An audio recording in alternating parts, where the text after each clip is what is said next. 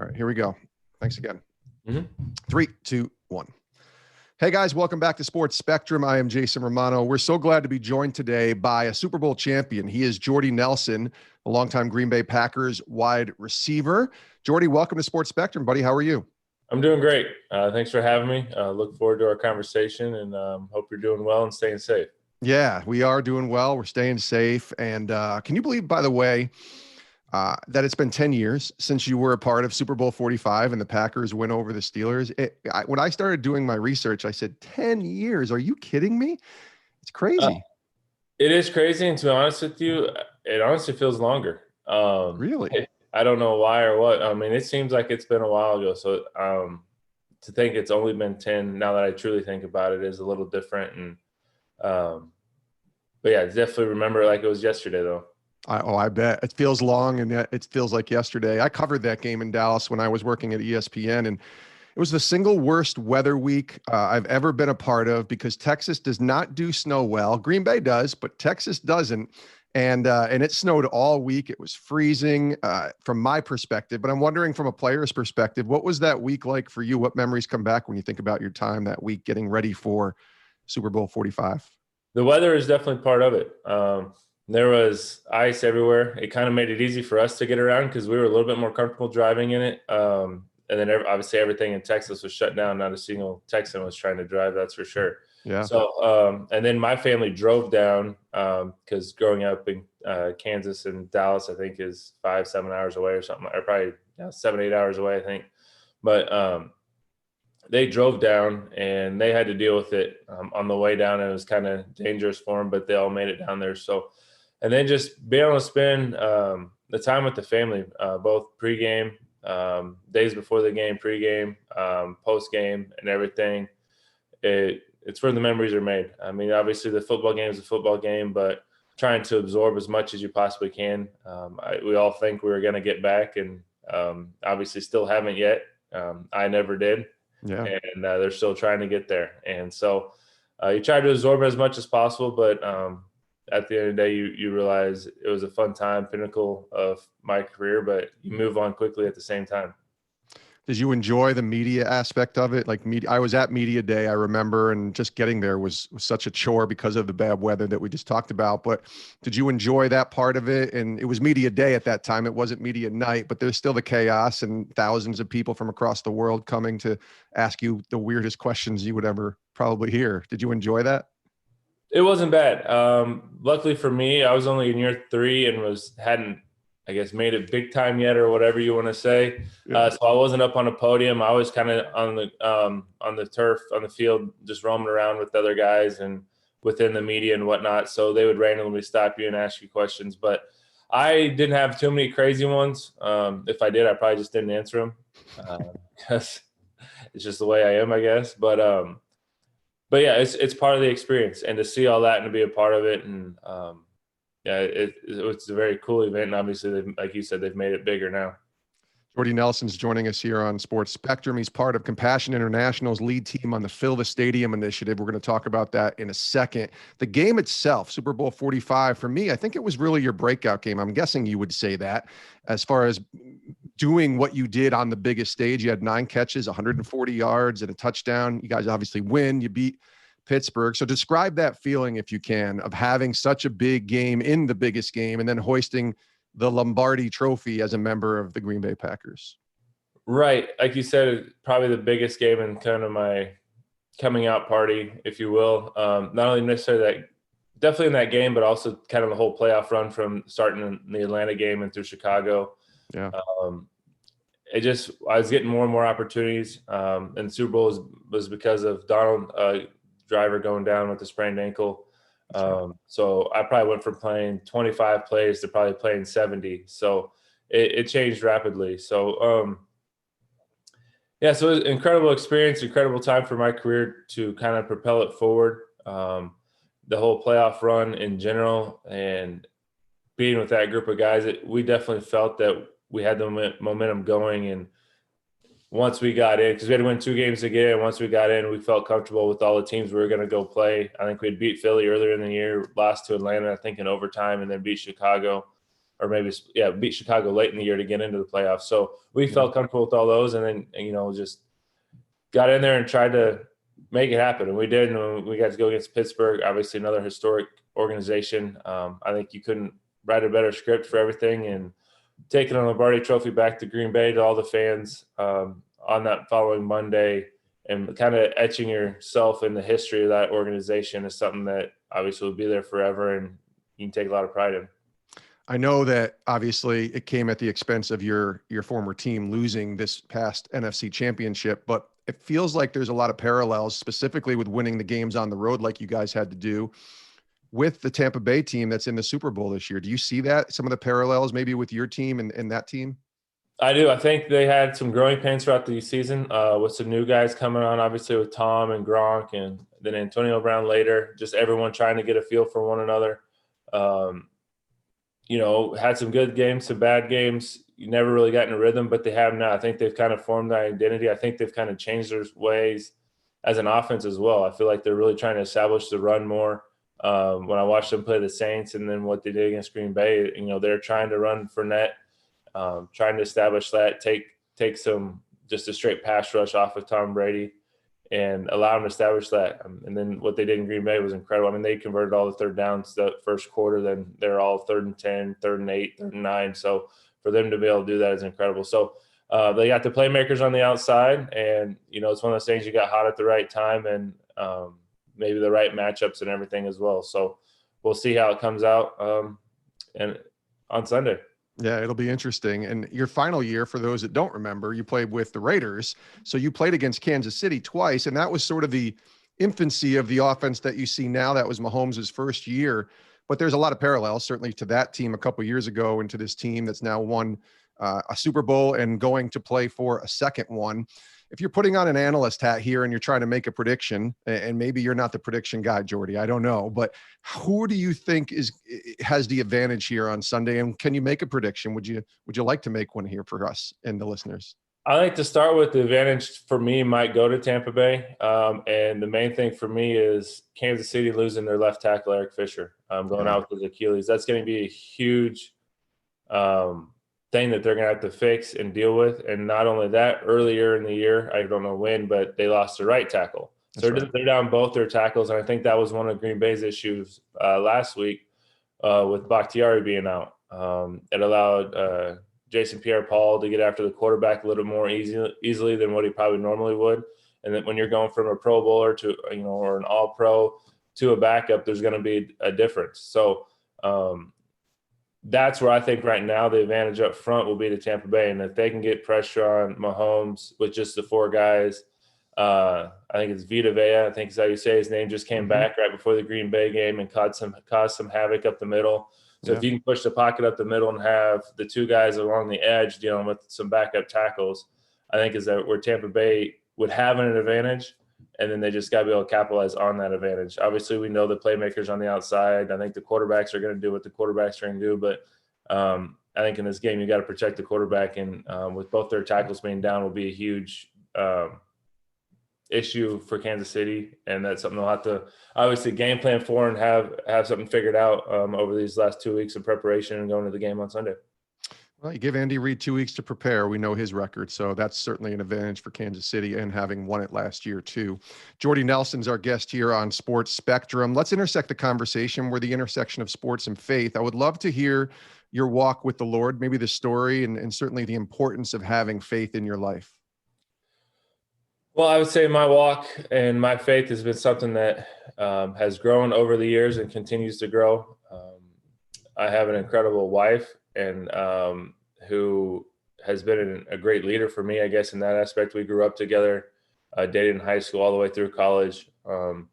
So being around her and her family and the way they live their life, I think has been a huge influence. And knowing that through high school and through college, obviously my faith has grown. And then just continue to surround yourself with great faith-based people, I think is a huge way of learning, huge way of kind of keeping yourself accountable, and keeping, I guess, the negative influences, the evil kind of at arm's reach and out of way. Obviously, you'll always have those temptations and everything, but when you surround yourself with the right people that believe the same way you believe, that those are the people you hang out with consistently.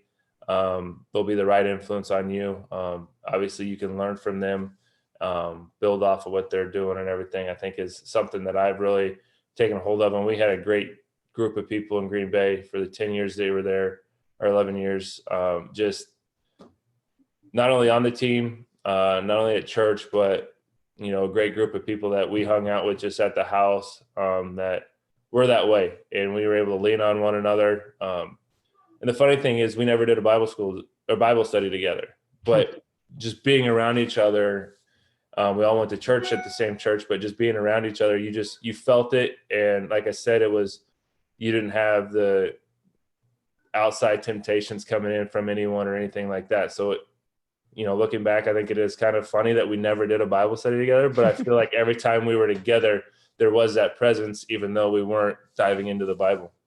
That's interesting. What did discipleship look like for you, especially when you were playing and maybe even during the season? In the off season, you're with your family and probably, going to church and doing the things that you would normally do, like you said, with your friends.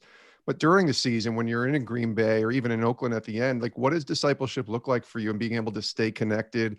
Obviously, reading your Bible and go to church is what you hear, but you're also a football player and it's a little different when you're playing in the NFL. Yeah, I think, well, we did do a team Bible study. There was probably about 10 couples or so that we'd get together once a week or a couple times a month, depending on the year. Once we started having more and more kids, it became harder and harder on the time schedule. So we always were fluctuating on how we would do it each year. But so we'd have that. And there's a couple other Bible studies that would go on throughout the team, just to be able to keep it a smaller number. Because I think if you get too many people in a room, you kind of lose that personal aspect of everything.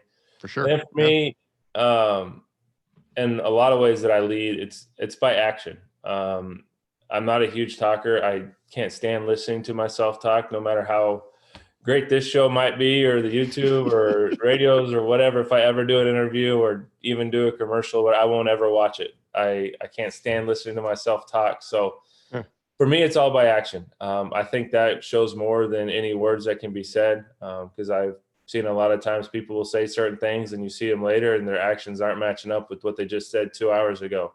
So, so not only as a leader in the locker room, but just how I was and how I talked about my family, how I talked about my wife, how I was around my wife and my family and my kids. If it's obviously going to chapel on Saturday nights and listening to the different people we'd have come speak to us. I wasn't one that would go around and try to, pull on your arm and, hey, come on. You need, whatever. It's just, I'll go. If they ask questions, we'll talk about it. Or if there's something that was, incredible, really that took us all at chapel, maybe that went over into snack that usually followed up and became conversation. But to me, it was just the way I lived my life, and hopefully people, took notice of that. And if they stole a couple things from it, which I've stolen things from a lot of people, like just how they act and how they carry themselves, I think is the way I lead, I guess. I've heard it said, preach the gospel, and if necessary, use words. That's kind of, it sounds like that's the motto that you kind of live by. I like that. Yeah. Preach the God. I think it's who is it? St. Francis Assisi or something like that. I'll have to I'll text you the quote, because it's a really good quote, because, and listen, we do have to tell people, because there is, a commandment by Jesus to say, go and preach the gospel. But at the same time, people aren't going to listen about what you have to say until they know that you care about them. Right. Right. And I think part of it too is, when they see the way you live your life and the way you act and the way you care for other people and the things you do, they'll be intrigued on, man, why do you live that way? How do you live that way? What leads you? And then like you said, then that opens the door, instead of coming at them, dropping the Bible on the table, saying, this is what, so, yeah. Everyone has their way, not saying this is the one and only way, but this is just the way I feel most comfortable, and confident in myself and how I go about things. Yeah, that's good. He is Jordy Nelson. Again, he's part of Compassion International's lead team with the Fill the Stadium initiative. We're going to talk about that in a second. Compassion is a sponsor and partner with us here at Sports Spectrum. I want to ask you about transitioning from the game. and you were young. You were 33 or so, I think, when you retired. And there's guys, Tom Brady is almost 10 years older than you, and he's starting in the Super Bowl. So obviously that's an anomaly. But for you, I always am curious when we talk to NFL players and even just professional athletes in general, what the transition is like from playing to not playing, because I have to imagine you played football since you were a little boy all the way through high school and college and in the NFL for 11 years, and then you're not playing anymore. What was that transition like for you? The transition's been very smooth for us, not only That's myself, but as a family. I think for us, we had a plan. So number one, we had a plan. We always knew we'd move back home to Kansas, build a house here.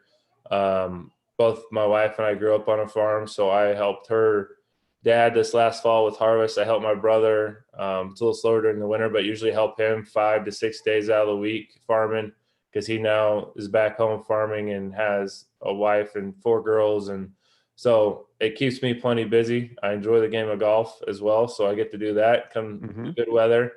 And so I think that's just where I'm most comfortable, is being back here in Kansas on the farm in the small community, have our kids back around. Our parents, both sets of our parents are here.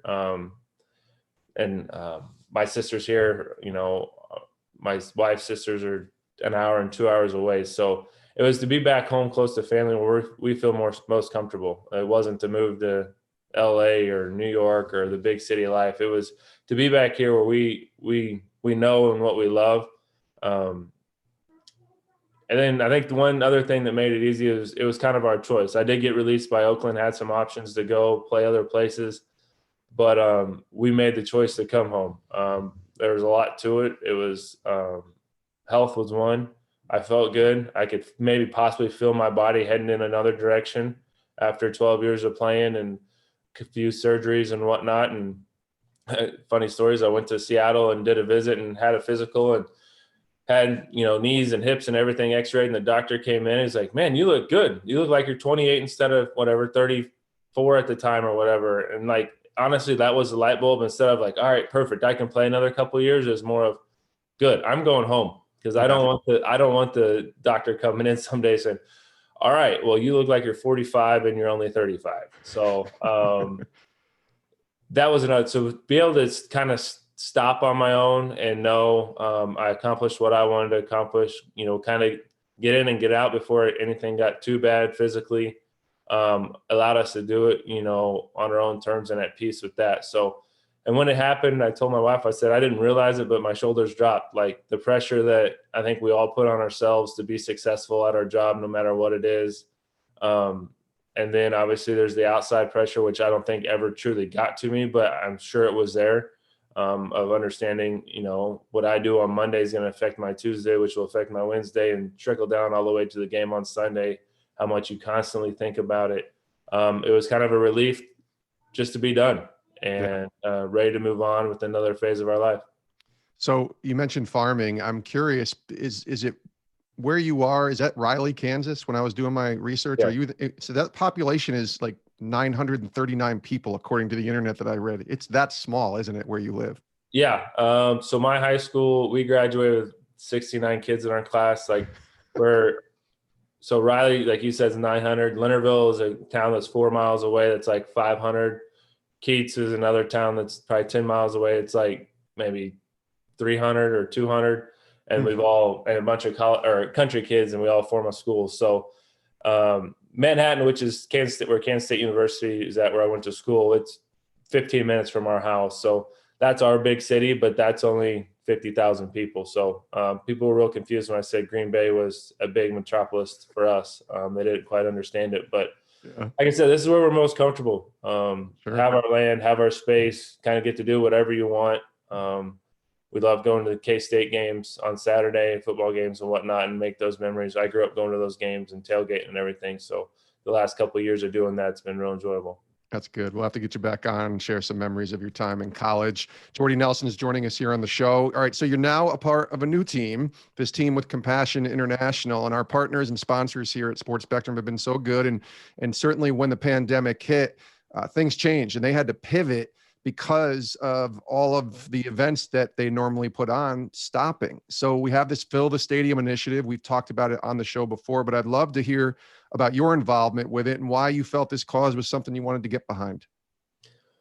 I think to begin with, we've been a part of Compassion for, I have no idea, 10, 15 years. I think it's something my wife's family did. And then as we got married, we did where you could sponsor a child through Compassion. Yeah. We had two of them at one point. Now we're down to one again. So we've always been a part of Compassion in that aspect. And now we've partnered with Compassion to build facilities in different countries so they can continue to help people in those communities, which has been a fun process. We were planning on going down there, and I believe it was within the last year, but obviously the pandemic hit. But to see the development of that and how the people in the community have kind of taken that over, and the things they do within those buildings and in those communities and the way they provide for the communities are incredible to watch and see. So we look forward to traveling and seeing those and continuing to build those throughout the world so we can help as many people as possible. So then when Compassion came up with the Fill the Stadium to fill the void that they weren't able to fill through all the fundraisers they do throughout the year because of no one being able to have fundraisers. We just felt called to continue to help them out and in a time of need, not only for them, but for all the kids and families throughout the world. So it was an easy decision for us to make. And it's a great company to partner with. And honestly, the way that they control things, the way they run things, the way they monitor where their money goes. I mean, not that you want places to get shut down, but they have shut things down because it's not being ran the way it's supposed to be ran. And so your money is being taken care of. It's not just getting thrown out there. Like I said, you don't want it to happen, but at the same time, it makes you feel and trust the people who are running the organization because they're doing what's right with your money and a lot of the hard work that you put in to give that money. So, and second, I think it's been fun to see all the other people come on board. Obviously, us being part of it, some other football players, basketball players, baseball players. I mean, all over the board. Any athlete, sport out there, I feel like there's someone from that sport that's been involved. So it's been a unique thing and a different way for all of us to kind of come together as well. Yeah, just a few of the names from the NFL: Nick Foles, Carson Palmer, the McCourty twins are all a part of the lead team with Jordy Nelson with Compassion International. The website, again, is fillthestadium.com. They're a part of it, but you can be too. You can go to the website and donate and help release a kid from poverty during this COVID time at fillthestadium.com. Last question, Jordy. Thanks so much. You've been generous with your time.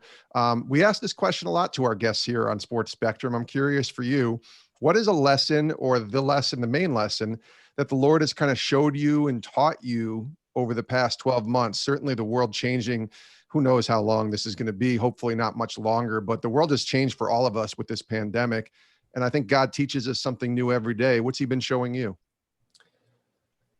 Well, I think the first thing would be just being thankful for what we have. Obviously with the pandemic, I'm sure everyone had a vacation canceled. We were supposed to go on a Disney cruise with all of my siblings and our kids and had it all planned out. And that got shut down. And so being thankful for what we have and realize that you definitely have enough. It slowed everything down around here. And it was honestly enjoyable not to travel, to stay home, to kind of create your own fun with your family. If it's going to ride on ATVs and going on a trail ride for the day and fishing with the kids and grilling out and playing yard games or whatever it was. Again, that's one reason why we moved back, because it's a being around family. And I think I've said it before to my family. It's like, we can go do whatever we want, and it's not the thing you're going to do that's going to be fun. It's the people you're around. So just being truly grateful for what we have and who we're around and the people in our community, I think is really shown through. And just also understanding that sometimes we do need to slow down and just, truly be where you're at. He is Jordy Nelson, a longtime wide receiver with the Green Bay Packers. Recently inducted, I read, in 2020 into the Wisconsin Sports Hall of Fame, which is a pretty cool honor as well. Jordy, thanks for joining us, man. We'll get you back on and we'll spend some more time if you want to come back on. I know you don't like the sound of your voice, Jordy, but we'll figure it out. I guess broadcasting isn't in the future for you, right? No, I won't boost your ratings by watching it, but I'm willing to come back on. You got it, buddy. Thanks for joining us. No problem. Thanks for having me.